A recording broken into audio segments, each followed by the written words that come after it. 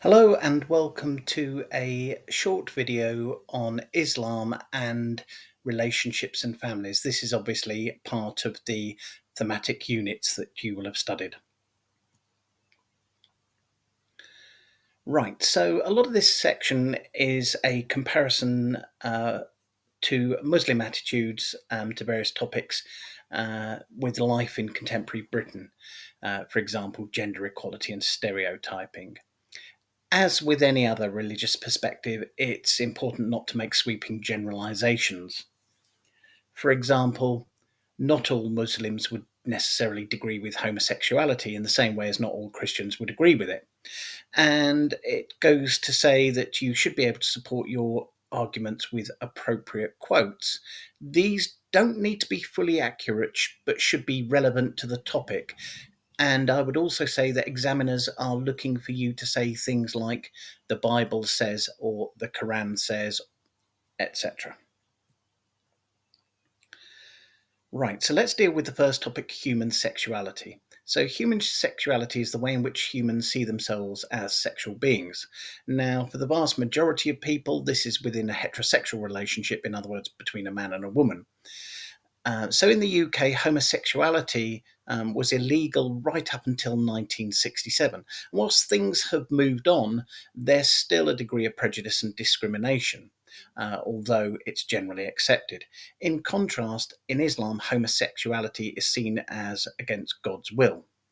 I should also say that although it can be severely punished in some countries, not all Muslims disagree with homosexuality. And there are organisations, Muslim organisations in the UK, which call for inclusivity. Also, please remember that not all Christians would accept homosexuality.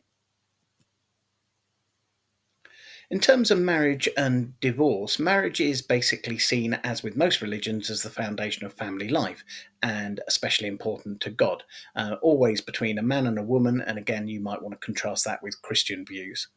In the UK, there are different legally recognised partnerships, such as civil partnerships, same-sex marriages, and also cohabitation, or living together.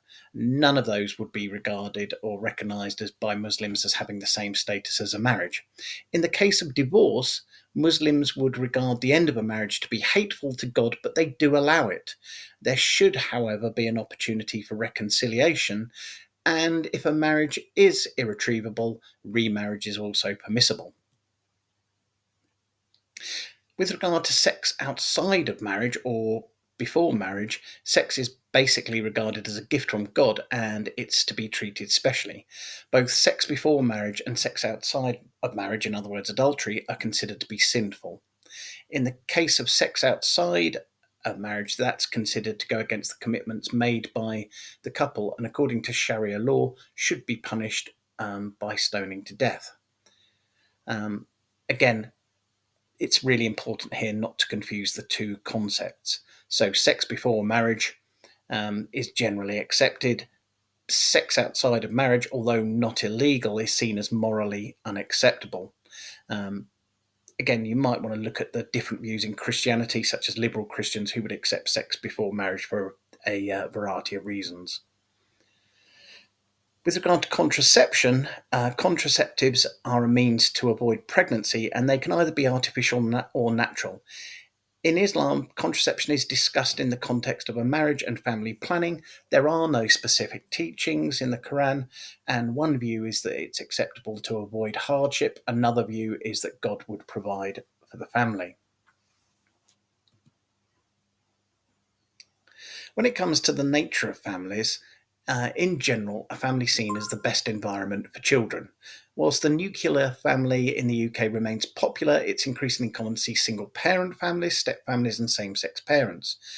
Traditionally, Muslim families were often larger extended families, and it also allowed for polygamy, husbands having multiple wives. Polygamy is illegal in the UK and is a criminal offence which is called bigamy. Again, with when you compare notions of the family, it's sort of similar to traditional Christian families, with the role of parents being equal but divided, men being the breadwinners and women having the responsibility for the household. Children are also expected to follow the faith and obey and support their parents. Okay, so as I say, that's a short video on the thematic unit on relationships and the families, and hopefully it will be helpful for you.